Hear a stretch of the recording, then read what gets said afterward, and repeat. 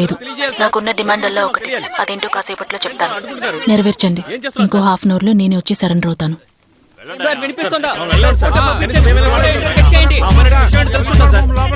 తనకేదో demand ఉందట, అది half an hour లో చెప్తానండి.